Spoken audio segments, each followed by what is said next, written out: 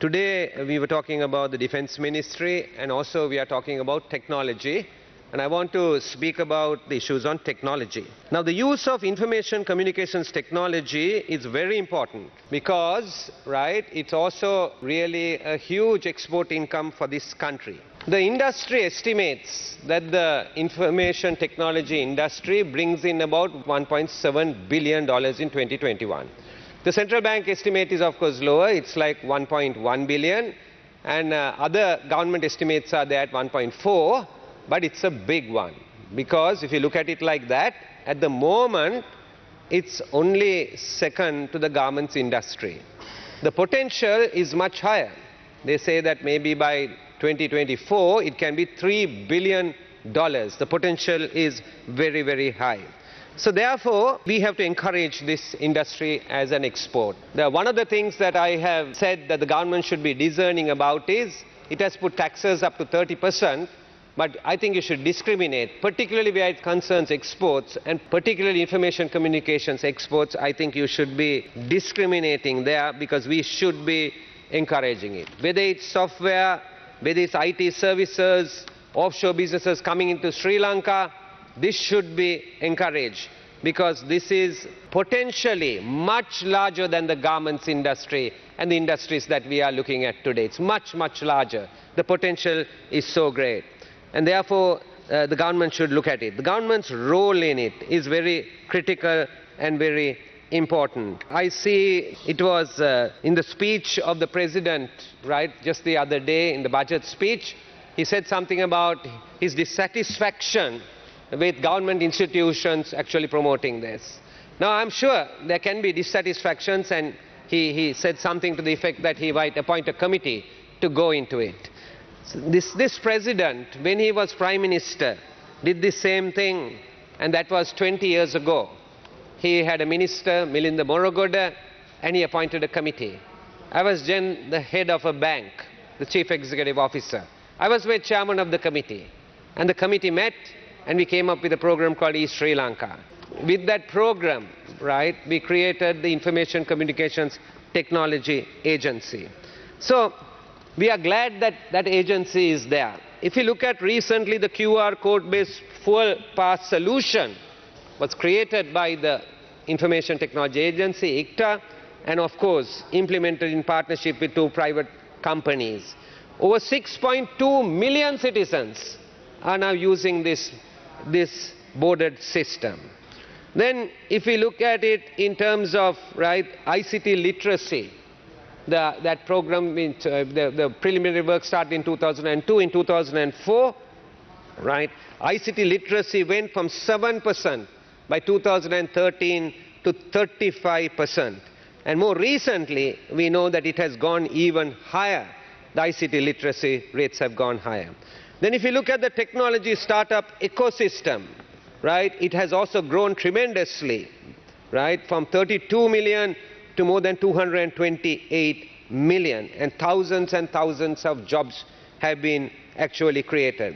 I remember when we were doing this at the beginning, and we created the East Sri Lanka system, we created ICTA, we had the HSBC center, call center. I remember serving at that time on the BOI board as well as the head of the bank, and WNS and others were also brought into the country. So tremendous potential right at the beginning. I remember discussing and trying to get Microsoft to come to Sri Lanka, managed to get them to open an office in Sri Lanka, arranged a handshake between Microsoft, and Bill Gates and Ranil Wickremesinghe, the then Prime Minister, when he had gone to the United States and he was with President Bush. It's then that the government changed by a decision of President Chandrika Kumarnatunga. And the whole intention of that was to get Microsoft to actually put in a factory in this country at that time, because we want to change, the economic destiny of this country. Then ICTA has also been involved in Government Information Center, 1919, and lots of people know that. Presently, more than 150,000 calls come per month into that center. And we also know ICTA has worked on basically the 2 Sinhala and Tamil languages, the standardization, interoperable standardization of Sinhalese and Tamil, which are very critical and which are very important. It also has an e-revenue license system. More than 63 lakhs of people are on the licensing system. You go online, you license, and the revenue that is coming in at the moment is 11.4 billion. Also, on the side of the law, right, we have had the Data Protection Act, we have had the Computer Crimes Act, we have had the Electronic Transactions Act. In terms of law, we are basically benchmarking ourselves into the international standards. That is what has actually happened in this period. We have also entered the Budapest Cybercrime Convention, first among the Asian countries, and the UN Electronic Communications Convention. So strides have been made. Deployed the first digital signature-based authentication system, Lanka Sign, right? And then if you want to get a birth certificate, death certificate, marriage certificate today from 10, 20, 30 minutes, you can actually get it. And that's how far it has advanced. And working with the Ministry of Health, Hospital Information Management System, right? And for this system, national hospitals, provincial hospitals, teaching hospitals, district hospitals, all of this has been included, and over 7 million registrations. Now in Sri Lanka, when it comes to medical health, we normally talk in the family, somebody is ill, we say who is a specialist, and we send them there. There's really no family medicine system in this country, like in very advanced economies. We need to get that, and technology becomes an important part of it. Here the foundation has been laid for that as well. Over 25,000 government servants have been trained, 650 CIOs and leaders have been trained in this. And then we see basically they started business incubators have been started, right? There are many, many achievements. International awards have been won. But I would like to quickly say this. All of this has a digital infrastructure for government, right? And that is currently established by ICTA and operated under ICTA, this digital infrastructure. The Lanka Gateway middleware infrastructure, right? The whole idea of having one government, operation. Lanka Government Cloud, right? 200 software solutions there, and over 100 government institutions are basically hosted in it. The Lanka Government Network is there, right? And government SMS, Lanka Government's payment services are all in that. So the architecture is very important. I would like to say this. When ICTA was created, the problem in information technology is very difficult to get the best people to come in a typical government service because the market rates are much higher to attract the best people. And therefore a unique model was created.